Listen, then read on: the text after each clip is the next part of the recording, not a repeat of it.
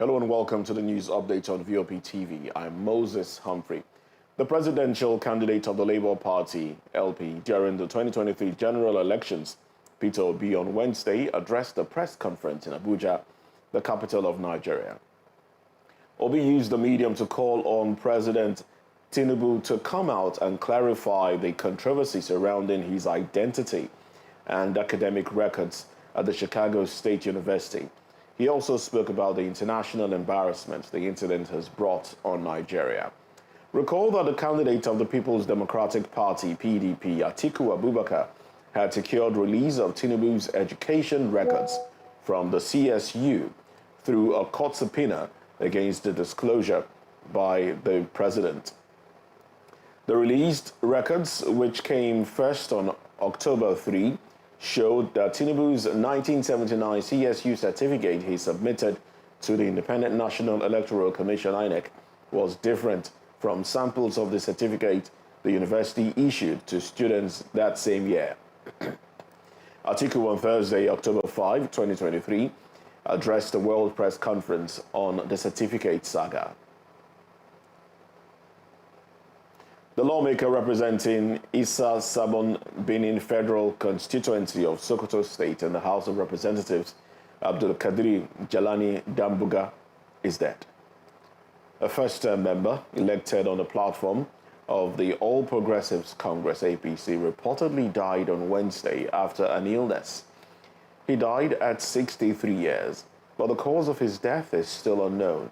The death of the lawmaker, who was a sole administrator of Sabon Benin local government area of Sokoto State, was announced at yesterday's plenary, where Deputy Speaker Benjamin Kalu read a letter from another lawmaker, Abdullahi Kalambaina, representing Kware Wamako Federal Constituency of Sokoto State.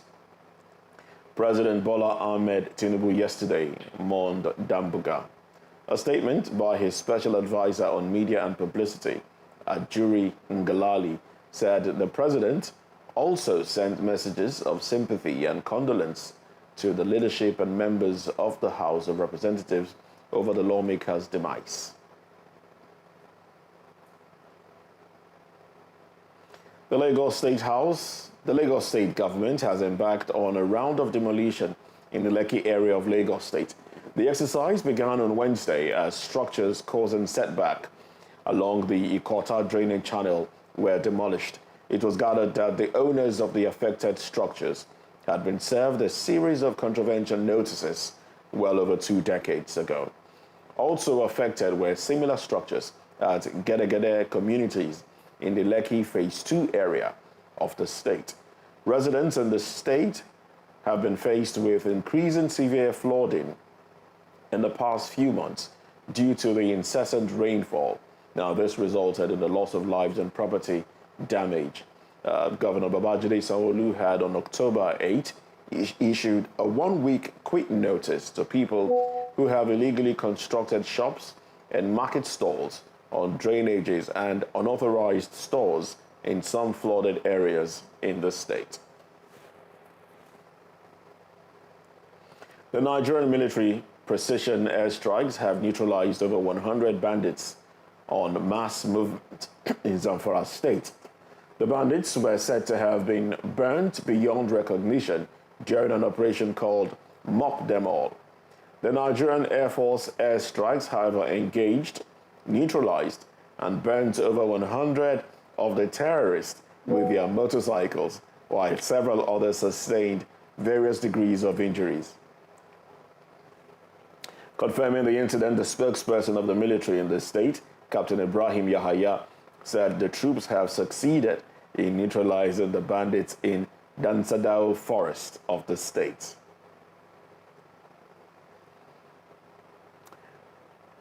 President Tinubu on Wednesday appointed 5 new chief executive officers across multiple agencies. Now, this include agencies under the Federal Ministry of Communication, Innovations and Digital Economy with immediate effect. The president made this known through a statement by his special advisor on media and publicity, Ajuri Ngalali. He listed the new CEOs as Aminu Maida, Executive Vice Chairman and CEO of the Nigerian Communication Commission, Nkechi Egerton-Idehan as the Managing Director of the Nigerian Communications Satellite Limited, Kashifu Abdullahi as Director General of the National Information Technology Development Agency, Dr. Vincent Olatunji as National Commissioner of the Nigeria Data Protection Commission, and Tola Odeyemi as Postmaster General, Nigerian Postal Service. However, the Director General of NITDA, Abdullahi, was reappointed for his second term in office. Tinubu also approved the appointment of a new special advisor on technology and digital economy, Idris Alubankudi. In business, Nigeria yesterday ramped up the debt relief demand by African nations, especially the G24 members. The Intergovernmental Group of 24 on International Monetary Affairs and Development coordinates the position of developing countries on monetary and development issues in the deliberations and decisions of the Bretton Woods institutions, BWI. The International Monetary Fund, IMF, dismissed the possibility of total debt cancellation. African Department Director Abebe Selesi said 50% of total debts in sub-Saharan countries are domestic. He stressed that debt forgiveness is difficult while speaking during the African session at the ongoing IMF World Bank annual meetings in Marrakesh, Morocco. The G24 issued a set of demands at the ongoing IMF and World Bank meetings. It said members were burdened with unsustainable debt, finding it difficult to repay the borrowed funds. Minister of Finance and Coordinating Minister for the Economy, Wale Adun, stressed the need for an efficient debt resolution framework. He spoke at the Africa Group 1 constituency meeting on the sidelines of the IMF World Bank meeting.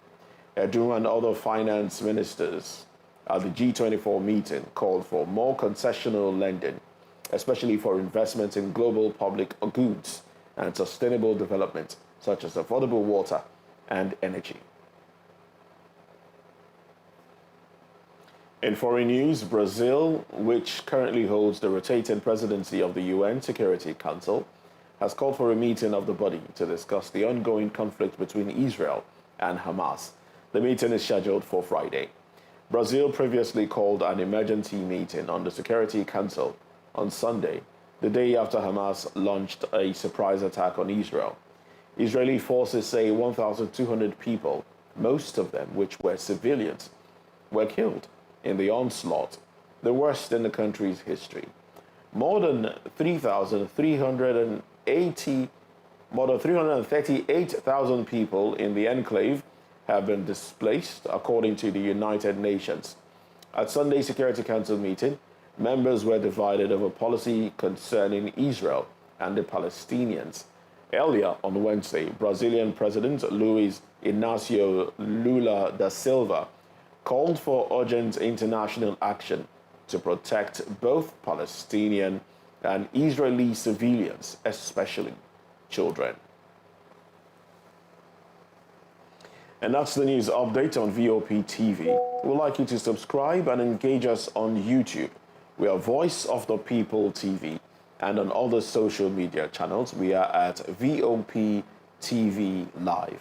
I am Moses Humphrey. Good morning.